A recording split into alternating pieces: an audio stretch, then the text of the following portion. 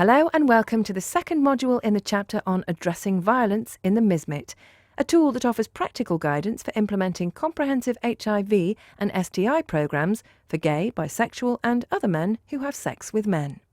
This training is brought to you by MSMGF, the Global Forum on Men Who Have Sex with Men, and HIV. In the second module of this chapter, titled Violence, Context, Conditions and Interventions, we look in more depth at definitions of violence. After completing this module, you should have a basic understanding of 1. The contexts for violence. 2. The social and legal conditions contributing to violence. 3. Core values of anti-violence interventions. And 4. Some examples of promising anti-violence interventions. With these goals in mind, let's begin. In the last module, we looked at the different kinds of violence that can manifest, including physical, sexual, emotional or psychological, socio-economic and structural violence. We also made the connection between violence and increased HIV risk. To further develop an understanding of violence, it is important to look at the contexts in which it occurs. We also need to understand the laws and policies impacting gay, bisexual and other men who have sex with men, especially those criminalising same-sex relationships. Such laws may increase the vulnerability of men who have sex with men to violence. Laws criminalising HIV exposure may prevent men who have sex with men living with HIV from seeking support in cases of sexual violence, as they may fear being prosecuted. We are going to review the various contexts of violence. Violence may occur by representatives of the state. Men who have sex with men commonly face violence from the police, but also from other institutions, such as the military, immigration and border control, and the correctional system. Criminalisation or punitive laws against homosexual behaviour may provide systemic protection for such violence. Perpetrators at large in the community commit another form of violence. Research suggests that stigma against same-sex behaviour leads some people to commit violent acts against men who have sex with men in order to punish them for deviating from societal expectations of masculinity and heterosexuality. Another justification for such violent behaviour may be an effort to mask their own sexual or gender insecurity. Violence also occurs in institutional contexts, such as universities and other educational systems, the church, hospitals and the workplace. Men who have sex with men may face violence from individuals in a position of power, for example, employers, healthcare providers, bankers, landlords or police officers. Young men who have sex with men are particularly subject to violence, including jokes, hostile remarks and bullying in educational and military institutions.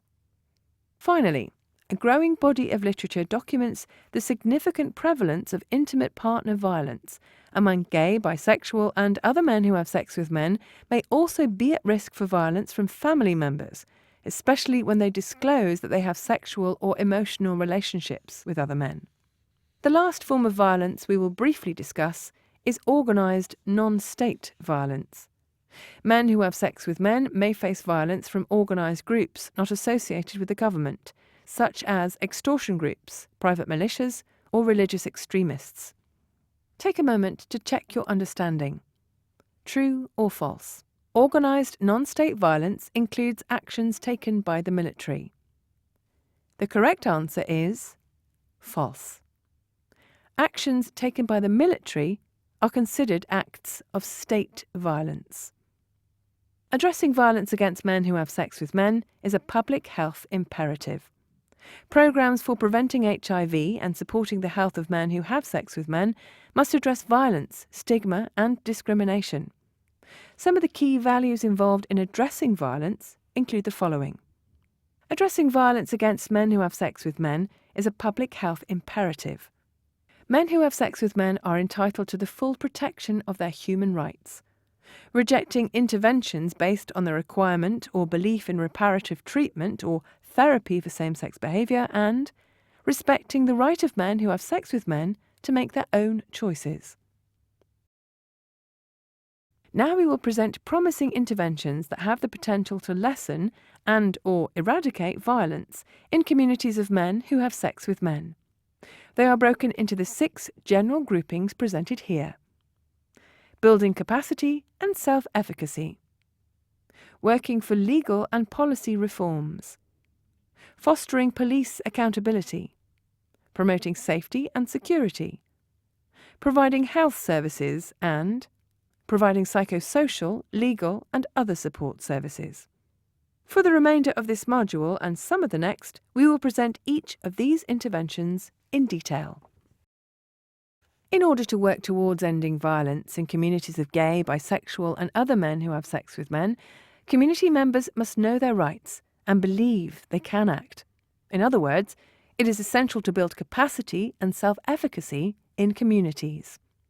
An important step that enables communities to achieve this goal is to document the kinds of violence that they are facing.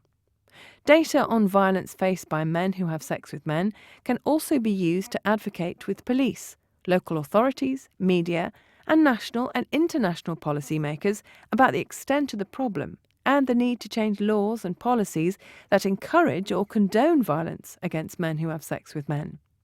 However, care should be taken that collection of data or documentation of incidents of violence does not itself stigmatise or endanger the safety of men who have sex with men.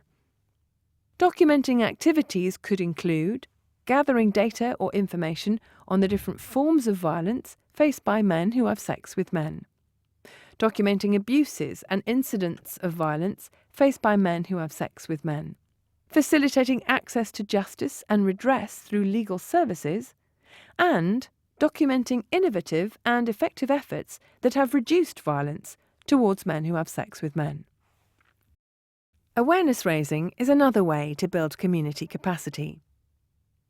Awareness-raising activities for men who have sex with men may include training and advocacy workshops, the production and dissemination of written and visual materials about violence and the human rights of men who have sex with men, community meetings and face-to-face counselling from community outreach workers. Topics covered in these workshops, meetings or materials may include the sources of and reasons for violence faced by men who have sex with men, laws that affect men who have sex with men, a person's rights when arrested, charged or detained by the police, and correct police procedures, available legal services, and resources for filing grievances and seeking justice. One vivid example of raising awareness about human rights is the organisation the Anti-Violence Project, or AVP. One of the campaigns led by AVP is informing New York residents about the orders of protection in New York State Family Court. An excerpt from one of the fact sheets prepared by the organisation is shown here. We must also work for legal and policy reforms that address issues specific to gay, bisexual and other men who have sex with men.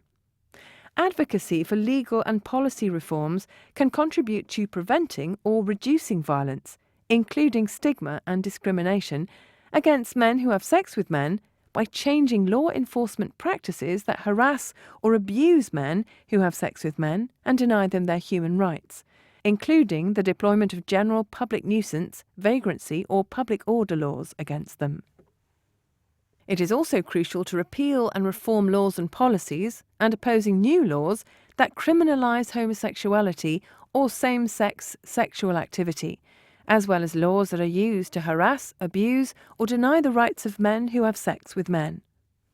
It is important to build the institutional accountability of government stakeholders, such as the police, for the proper implementation of existing laws and policies that uphold the human rights of men who have sex with men.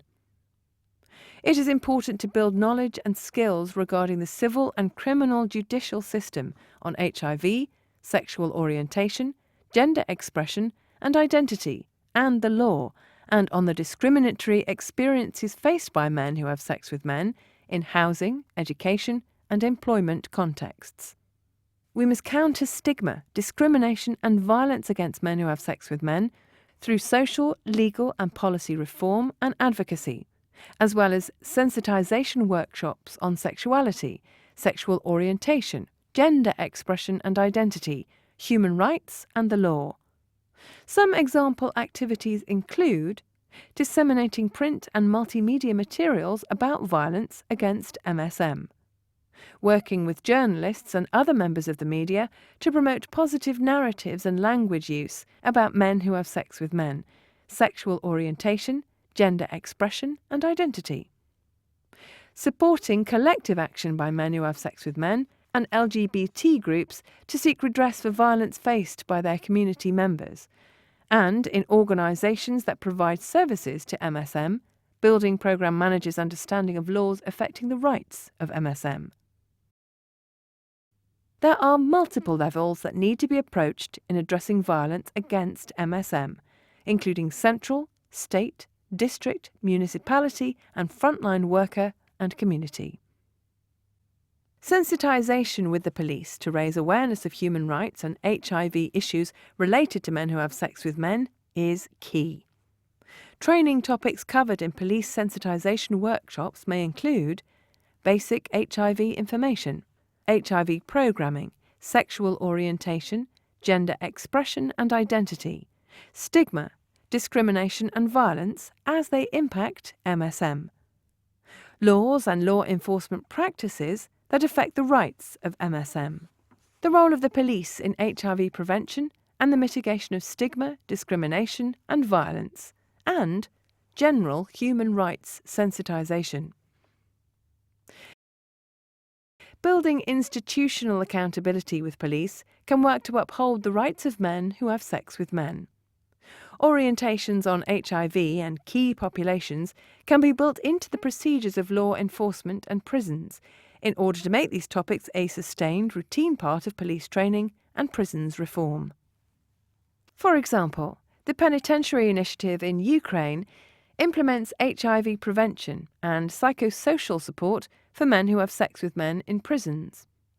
The project includes training to reduce stigma and discrimination directed against men who have sex with men by prison staff. It also provides psychosocial support and HIV prevention activities to male prisoners. A training manual has been accepted by the National Penitentiary Service for use in all prisons in the Ukraine, as well as in other parts of Eastern Europe. Strategies to promote the safety and security of men who have sex with men may be formal or informal. The following strategies should be considered in ensuring that men who have sex with men have safe environments. Before moving on, please consider the questions presented in this self-check and assess your understanding. Which of the following would not be considered an appropriate topic for police training? A. HIV programming, sexual orientation, gender expression and identity, stigma, discrimination and violence as they impact MSM. B. Laws and law enforcement practices that affect the rights of MSM. C. The role of the police in HIV prevention and mitigation of stigma, discrimination and violence. D. General human rights sensitisation. E. Teaching police officers how to restrain gay, bisexual and other men who have sex with men. The correct answer is E. This brings us to the end of the second module in the chapter on addressing violence in the MSMIT. To summarise, in this model we have covered the context of violence and the social and legal conditions that enable its occurrence. We have also looked at the core values involved in addressing violence, as well as some examples of promising anti-violence initiatives. In the third and final module, we continue to explore examples of promising anti-violence interventions, as well as look at monitoring and evaluation to measure such initiatives.